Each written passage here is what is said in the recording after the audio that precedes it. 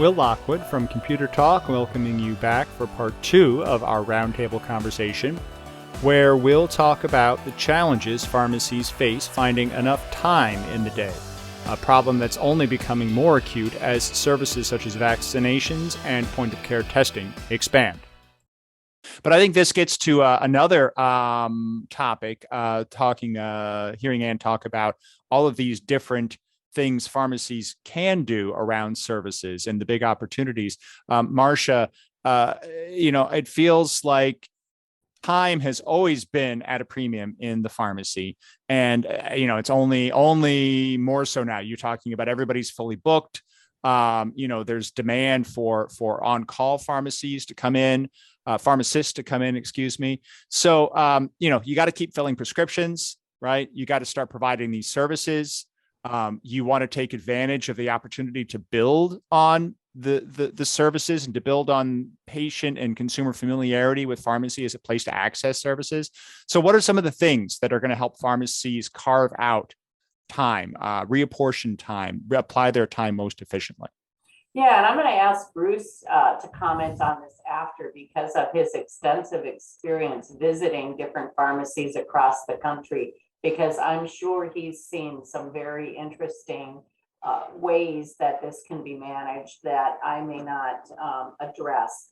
But you're absolutely right. Anne speaks to the opportunity, and I think the pandemic has really helped us solidify the valuable services pharmacists can provide, and the fact that consumers and patients are seeking those services from us. But the question becomes, how do we manage that expectation? Years ago, Bruce and I worked on a cutting edge project called the Concept Pharmacy Project, when many pharmacists were just beginning to get into providing the service that we're talking about, services, clinical services. And how did they do that, knowing we still had all the other dispensing services that we were responsible for?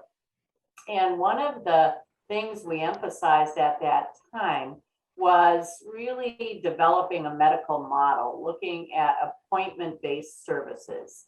And Anne has brought up, the medication synchronization, which is essentially an appointment-based model to address clinical concerns. That is a time saver in the pharmacy once you get a patient set up on that. The same thing holds true with vaccinations. We pride ourselves on one hand on being so convenient and allowing walk-in services, but on the other hand, we shoot ourselves in the foot when we do that, because we create an unrealistic expectation, I think.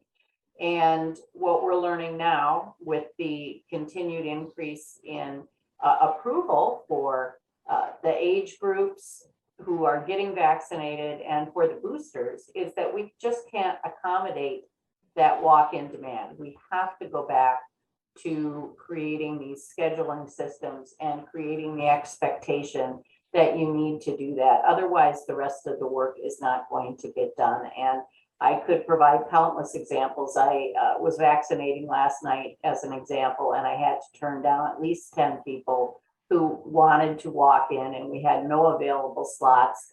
And I don't want to tell you what I left at the pharmacy for the people this morning. I mean, we were so far behind, and that is consistent where I'm going, what I'm hearing from my colleagues at other places. So I think the advent of the scheduling systems has been extremely helpful, but now, because they're all booked for a couple of weeks and we've created that walk in and see us expectation, it's a question of managing consumer expectation and patient expectation.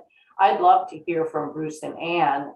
What other ideas have you seen that work well in that way that are helping us sort of smooth that workflow out?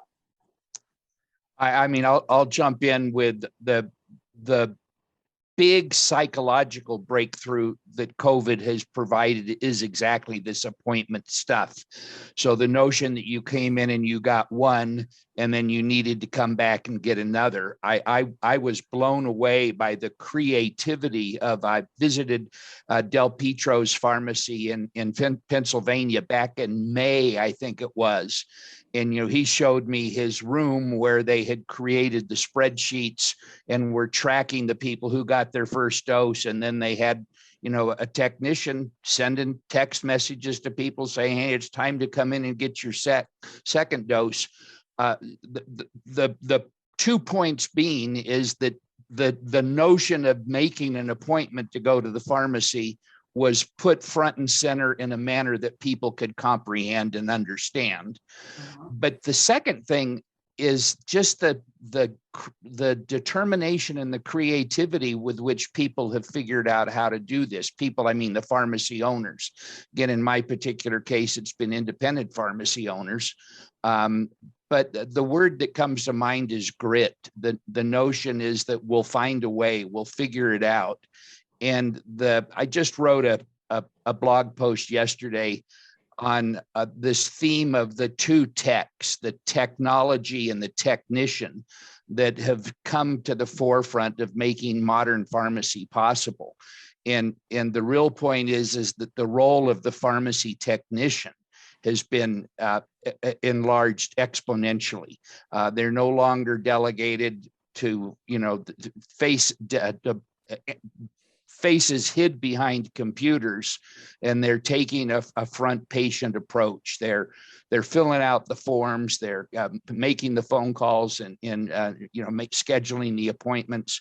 So when we talk about how is the workflow going to be managed, it's going to be a combination of technology and technicians. And most of the pharmacy management system companies now have figured out how to backfill the appointment-based system. But, a year ago, these guys were doing it on spreadsheets in the back office. So, there's been huge progress made in integrating the pharmacy systems to the appointment systems and to the immunization information systems. So that's taken a lot of bureaucracy out of it, but it still takes FaceTime, and God knows getting people to come to work now is harder than ever before. But the good pharmacies are figuring out how to do it, and I fear for the ones who haven't figured it out, because they're going to get swamped. Yeah, I would agree with everything Bruce said. And I also think, Marsha, you hit the nail on the head talking about the correlation between MTM services. I mean, really, we've seen, MTM, when it's tried to be integrated into the dispensing flow, really does not work well in a retail pharmacy model. That, pharmacists are just too busy and don't have 10, 15 minutes to step away from their dispensing activities. But with the scheduling model, I think it's key, whether it's through, vaccine clinics or whether it's through, just in-store vaccines, having that schedule and being able to, adjust pharmacy hours or pharmacist staffing hours to be able to plan for that increased demand is going to be, key to the success as these services, vaccine and otherwise, begin to grow. I mean, it's probably out of order in this particular context, but the other thing that I have seen that has exploded is delivery.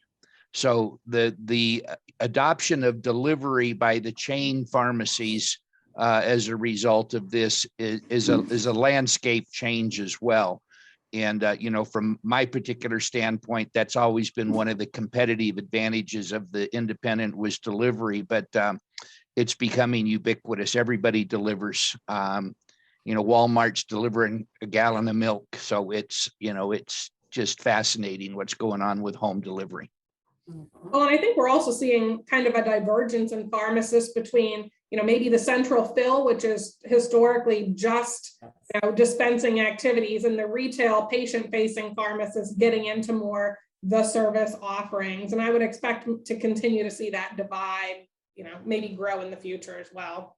I agree. And, it used to be back in the day, I remember when, again, Bruce and I were able to tour one of the first automated systems for pharmacies that was created by an engineer out of the Midwest, and eventually became a pretty large company that a lot of people use. And since that time, I've had the opportunity to practice in pharmacies that had that type of technology.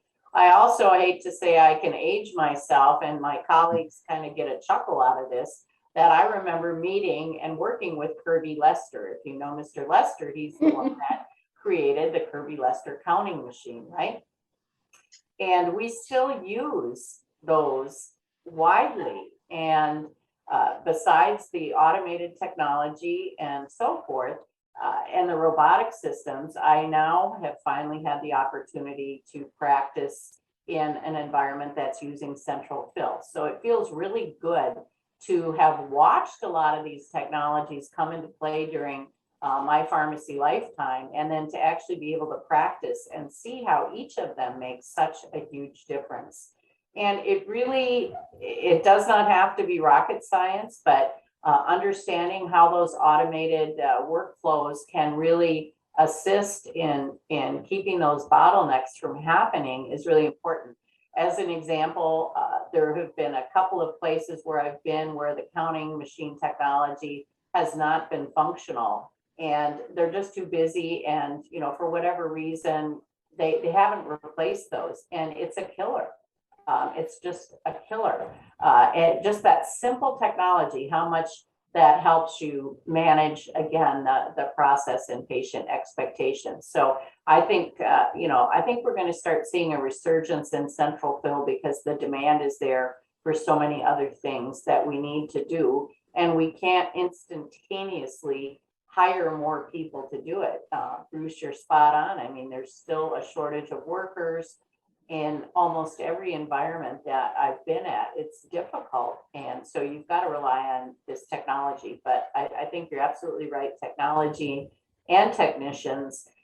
One of the other observations that I'm finding is that the pandemic has led to really embrace that expanded role of the technician. We may have had them solving a lot of issues for us before, but it's even more so with emergency authorization for some of them to provide immunizations. It's been interesting to be able to perhaps use that as a career trajectory for some pharmacy technicians. I've had the opportunity to practice with one technician who was doing a phenomenal job. It was wonderful to experience that.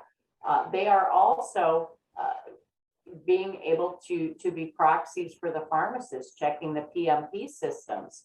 And I imagine checking the immunization systems is not going to be far behind.